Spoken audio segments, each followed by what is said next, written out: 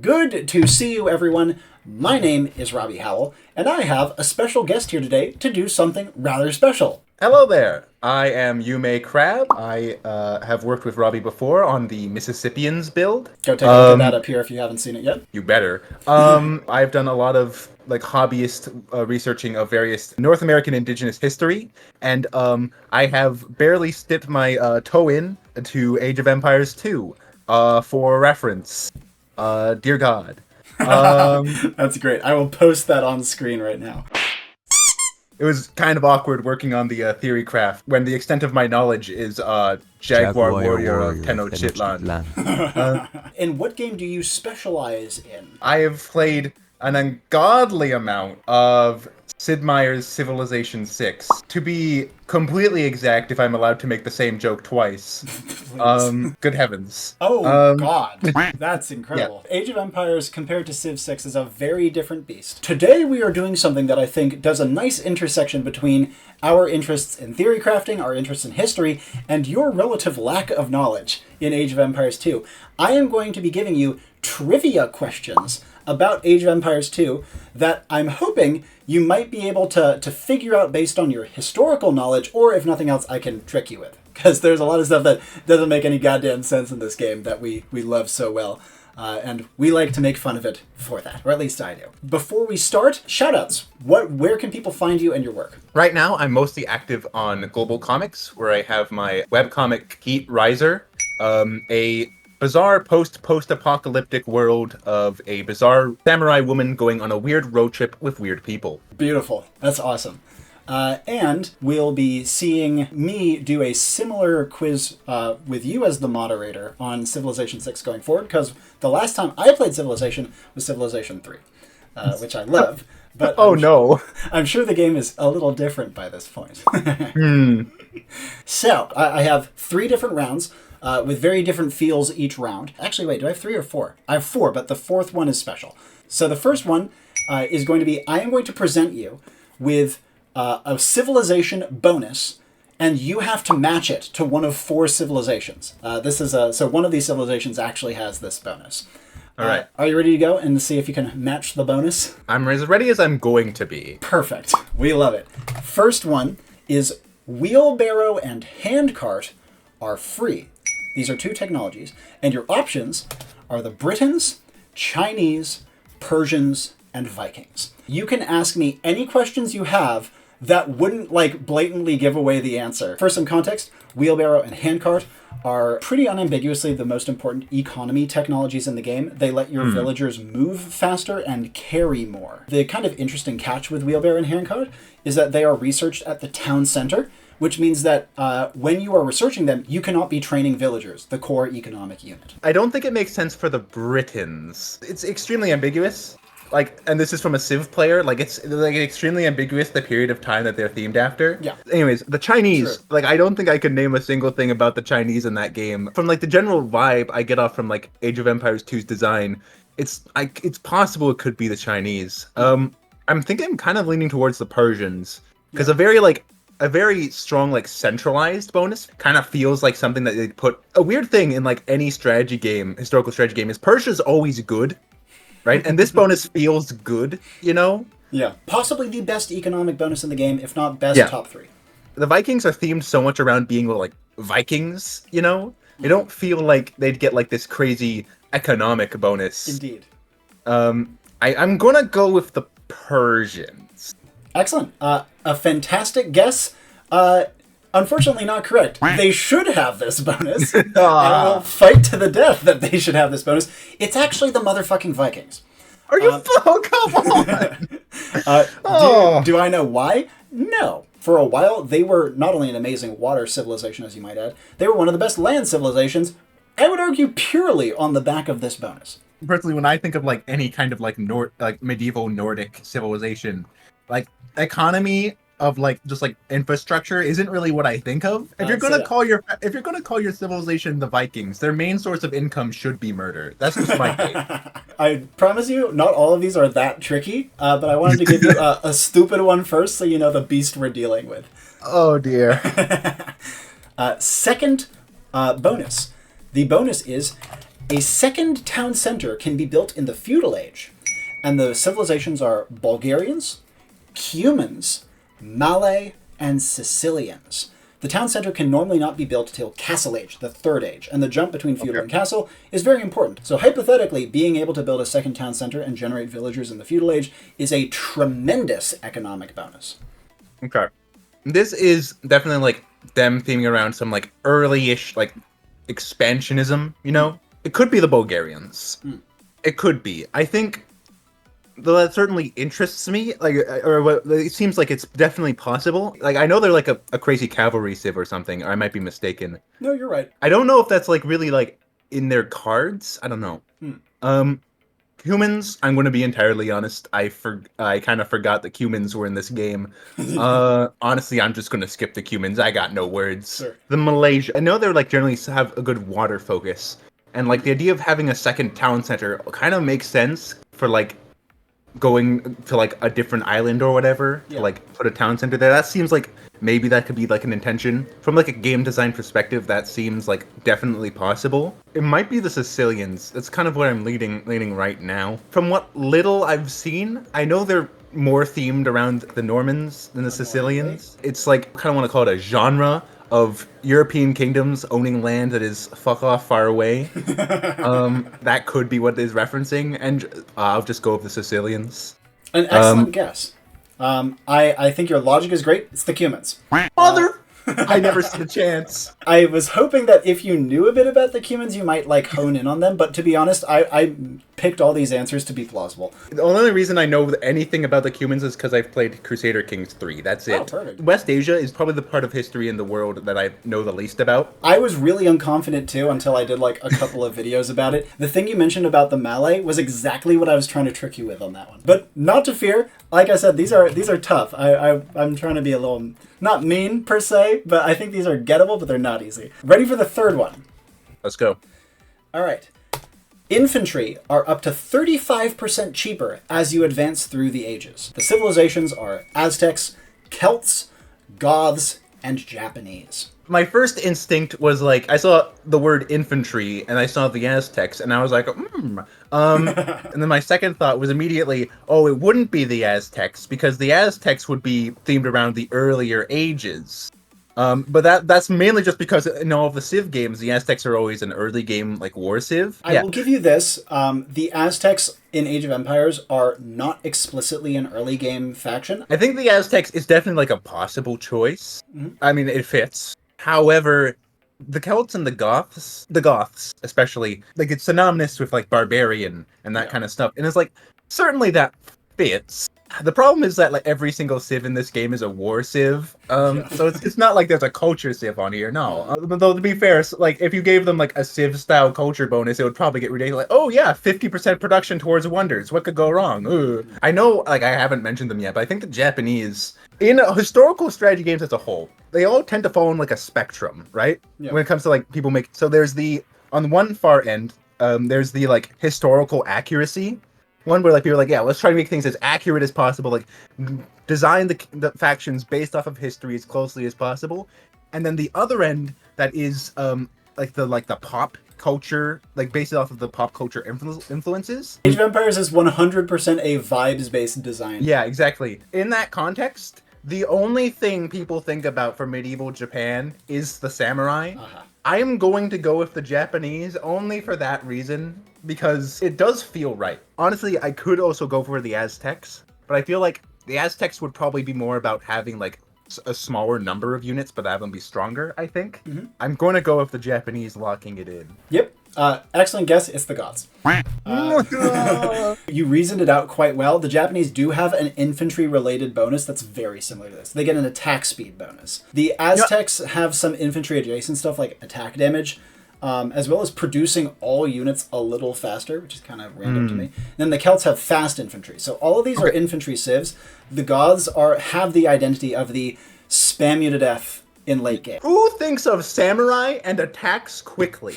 No, they like stand their ground, stand slowly, take out their sword, and hit you with the force of a truck. Maybe it's like they strike so quickly that you can't even see. No, that's not what's happening. He's going like, he's swinging like it's like old combat Minecraft. Like what the hell? That was round 1. There's some tough ones in there. I thought that your explanations were fantastic. Round 2. I have a civilization presented to you, and I'm going to present 4 different unique units. And you have to figure out which unique unit is the one actually on the civilization. First one, the Malians. Do they have, 1, the Gbeto, which is a fast, knife-throwing, like ranged infantry unit, always female. 2, the Ghana, a mounted war chief that boosts nearby units, increasing their movement speed and attack speed. 3, the Griot, a storyteller empowering nearby villagers, letting them work faster.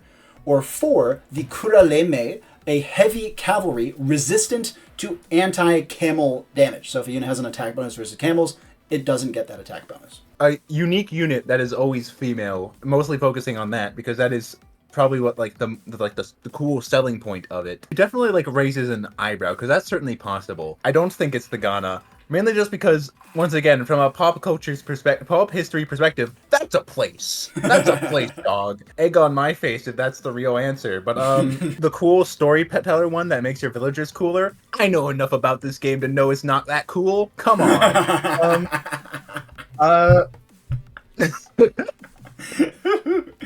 You can't fool me. So that leaves the Gabeto and the Kuralem. Bonuses to attacking camels doesn't sound like a thing that would be that common. I don't know if it is. I can confirm that any unit with an attack bonus versus cavalry also has a weaker attack bonus versus camels. Even then, it still kind of feels kind of lame. Like, yeah, obviously that's strong, but it's not like cool strong.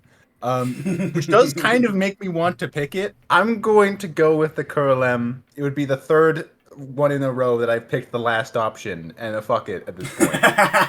It's the Gabeto.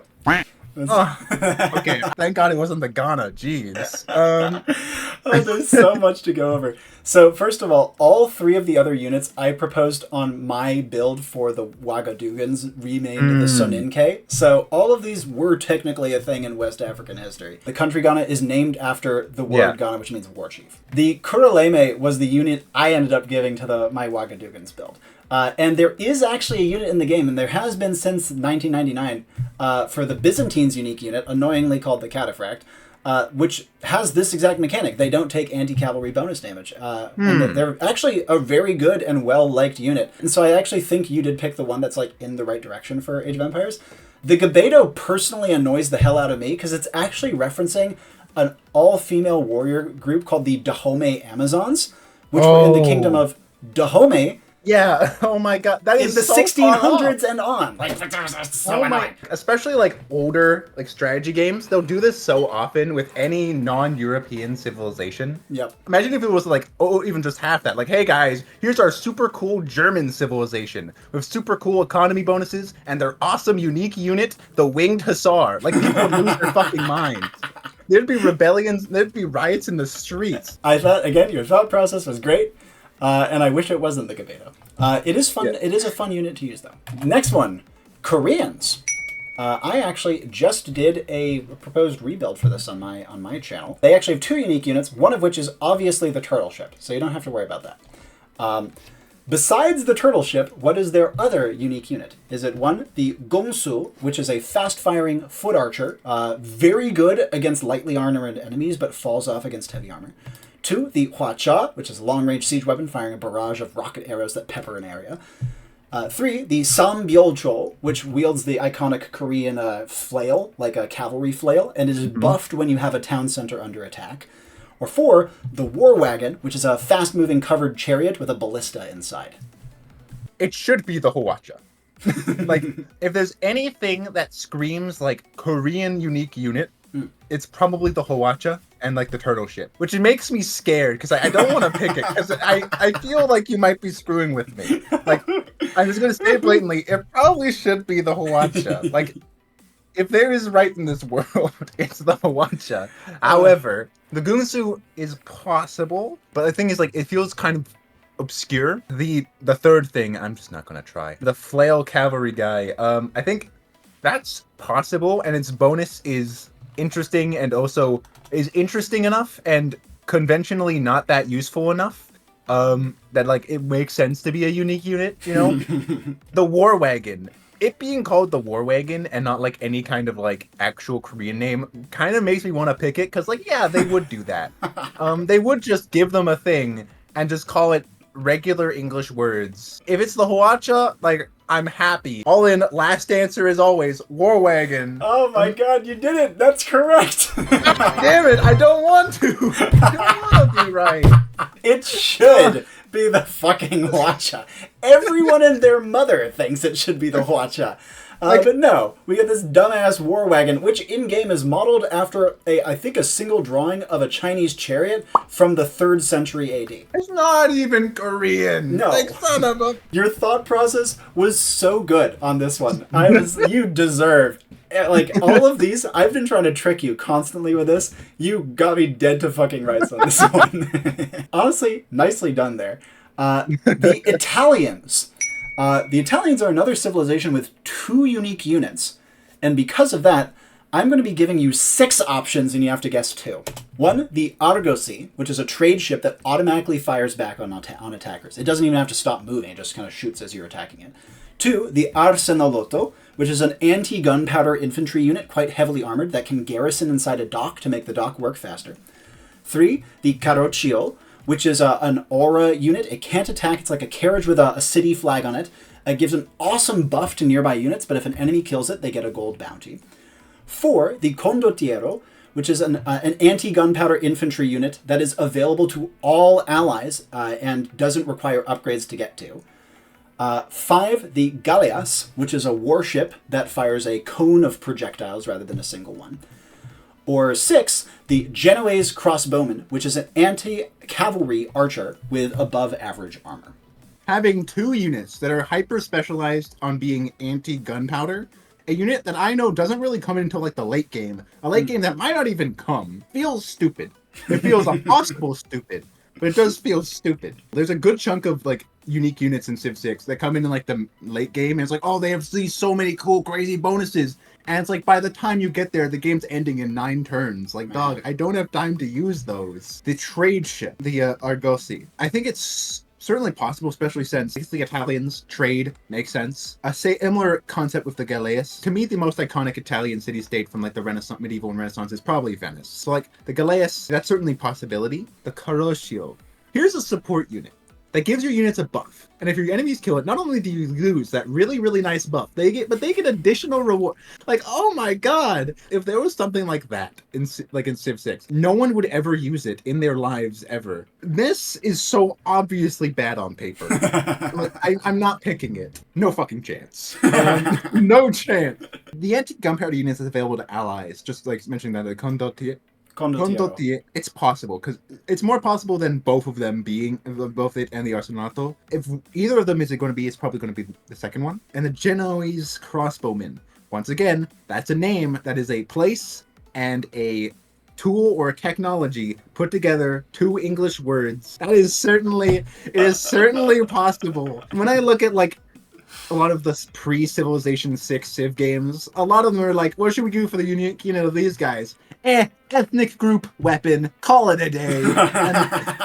And I know for a fact Age of Empires 2 is in the same boat. Oh, I remember a classic one. In Civilization 3, I think the unique unit for the Babylonians was the bowman, I believe. Right? Yeah. It's just called the bowman. No, I remember that. It's just called the bowman. I'm going to go with, just because I think it's funny, Genoese crossbowman, committing to that at the very least. And then I think I'm going to go with the Condottiero. You did it! Bang on the freaking money on both of them! Nicely okay. done. The Genoese crossbowman, the thing that kind of annoys me about it is, first of all, you could have called it a Pavis crossbowman or a Paviseer or anything, because other places besides frickin' Genoa used them. Second of all, anti-cavalry is so frickin' random. And yet you are completely correct, that is the right unit. Yeah. So you knocked that one out of the goddamn park. Nicely done. They should have referenced the Bucket War, just saying. That would have been awesome. Oh, I love the Bucket War. Anyone who's watching, any aspiring civil campaign designers, if you make me a Bucket War scenario or campaign, I will showcase it. Okay, so you did great with that. You cracked the code here. We're on to round 3. I'm going to give you a region of the world. I'm going to give you 4 civilizations, and you have to guess which one isn't in the game. Okay? The first one, I apologize, it's Western Asia. Motherfucker. These steppe civilizations, which one isn't in the game? The Huns, the Khazars, the Mongols, and the Tatars.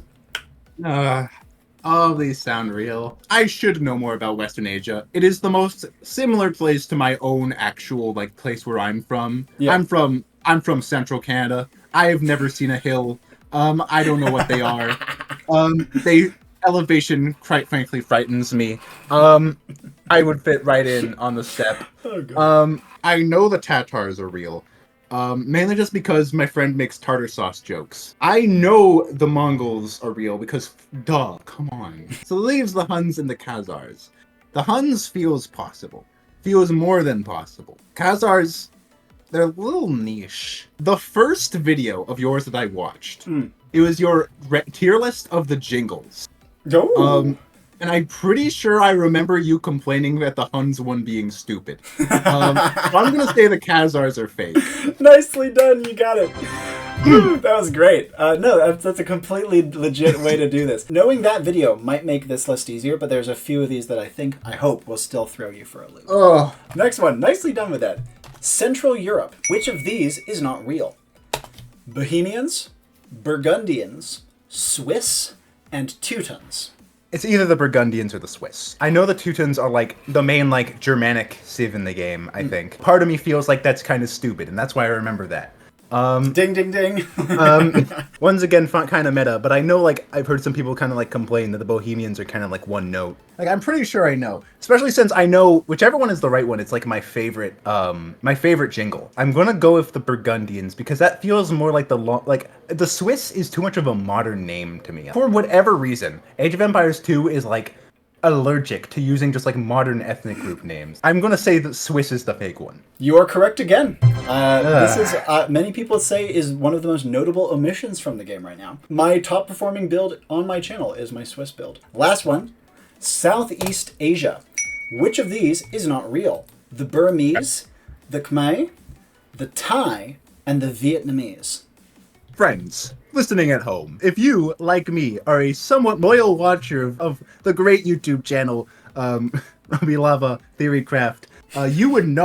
you would know, or at least have seen a couple of his builds. I'm on to you. I know you made a Thai build. God damn it! That's like one of the 7 I've seen. You can't fool me. The Burmese, I remember them because they have a bird. The Khmer, I remember them because they have a face. And the Vietnamese, I remember because they have the only ability I've ever used because I like seeing where people are. So... But what an omission, am I right? How the fuck are the Thai not in the game? That is, like, honestly... Alright, you nailed that one. You got every one of those. I gotta make those harder next time. The last round I have prepared for you is called Let's Build a Civ. And what I'm going to do is I'm going to give you a civilization. I'm going to be nice. I was thinking about being an asshole and make you have to guess these two, but I'm going to give you the uniques for the civilization, and you have to guess the bonuses. It has 4 out of a roster of 12. The civilization, and I'm playing to what I think your strengths are. Mayans. Oh boy. The uniques, and I'll warn you, these are some of the fucking stupidest uniques in the game. The unique unit is the Plumed Archer, which is a quick foot archer with high hit points and pierce armor but slightly lower attack. Their castle aging technology is Hulche Javelineers, which lets skirmishers throw an extra projectile for some fucking reason. And their Imperial Age technology is called El Dorado, which makes their Eagle Warriors, a unit they share with the Aztecs and the Incas, don't question it, have plus 40 hit points, which makes their Eagles insanely tanky. Before we go to the bonuses, thoughts on those uniques? I like the mythology of El Dorado. I think it's cool. But, like, what is it doing as the name of, like, a central bonus of this civ? 1, it's definitely not Mayan. And 2, it's definitely not what I would call that. Also, 3, why would it do that? Of all things. Seriously. Why would the Plumed Archer? That is a choice. It comes back to the bowman concept of just like, here's a word and then another word. I'm gonna go get lunch. The Ho Chi Jeveniers, that's almost good. Like, it's almost acceptable. I agree. This is that's the most acceptable one for sure. My knowledge of like pre-Columbian history entirely stops at the Mexican-American border. Damn it! It entirely. Don't worry, I'm playing to your strengths, and I'm like, oh, Mayans, and I'm just silently son of a bitch.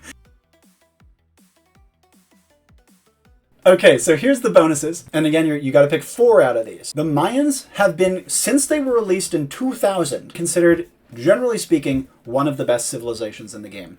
Especially at the top level of play. As you can see from their uniques, they have kind of a focus on like ranged units. A lot of the pop history surrounding the Mayan is unbelievably surface level. I'm just going to read these out because I want to feel fully. Archer armor upgrades are free. That does sound like a very powerful bonus. Would I give this to a Maya civilization? No. When I personally think of the Mayas, tanky archers isn't exactly what I think of. Archers are up to 30% cheaper as you advance through the ages. It's a Mad Lib bonus. Like, it's a thing that you can program in 5 minutes because you've already programmed it 9 times. A pretty substantial number of Age of Empires bonuses fit into that category. Yeah, it fits. Archers have 20% hit points. I'm honestly thinking about a lot of this just from the perspective of like, what would be easy for them to program? Archers have +3 attack against buildings. It doesn't feel very Mayan. Each town center built provides 100 food. There's a good chance I choose this, mainly just because this 1,000,000,000% feels like a bonus someone would give to a civilization in the Americas. It is so AP American history of them. And honestly, like, exact same thing with the next 2. Foragers work 15% faster and resources last 15% longer.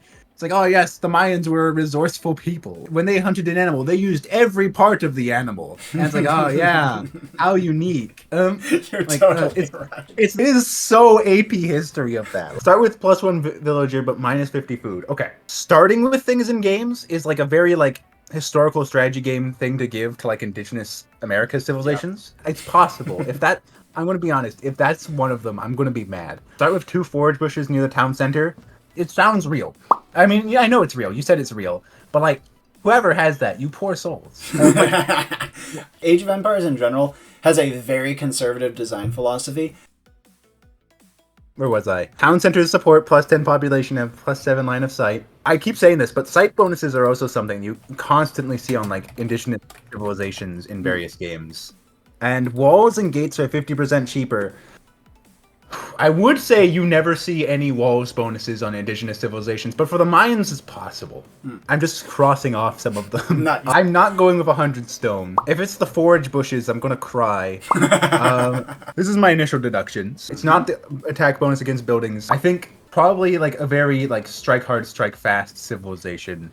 Going to go for the commit. 1, archer armor upgrades are free.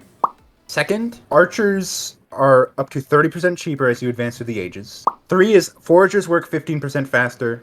And 4, resources last 15% longer. That's my locking in, going with that. Excellent guesses. You got 2 out of 4. You got archers are cheaper as you advance through the ages. And you got resources last 15% longer. All right. The resource lasting longer bonus, back in the day, I think it would have been comfortably argued to be a top 3 economy bonus. It's very powerful in conjunction with another of bonuses, namely start with +1 villager but -50 food. In Age of Empires, starting with extra villagers is very good. Because the Mayans have these 2 good economy bonuses, that's the main thing that made them so strong. Also, archers are, I would argue, the best units in the game. Archers and cavalry are just head and shoulders above infantry and siege and all the other unit types. Makes sense. And so their cheaper archers was a very strong bonus. The armor upgrades and hit points, I was trying to throw in there to screw with you because their unique unit is a tanky archer. The last one that's on the actual build is walls and gates are cheaper. They do have the wall and gate bonus. I was in a certain headspace of like, these guys have very specific ideas. They read a history textbook and they were like, man, these Mayans are so cool. Like, who is the bushes? The Gurjaros. It's a weird one. It's weird. The Gurjaros have a really cool bonus for eco that I really like, where they can garrison their sheep in a mill to generate food over time rather than killing their sheep. Like, that's cool. And like, that feels like it's actually connected to like their culture. Indeed. And berry bushes are the last plant I think of when I think of India, I'm gonna be honest. Indeed. I couldn't agree more. The only other bonus I wanted to specify here is the archers have bonus attack versus buildings. This used to be a part of the Mayan civilization. They had a unique technology before they had Hulche Javeliers, which is, get this, obsidian arrows, and it gave archers bonus damage against buildings. It's so dumb.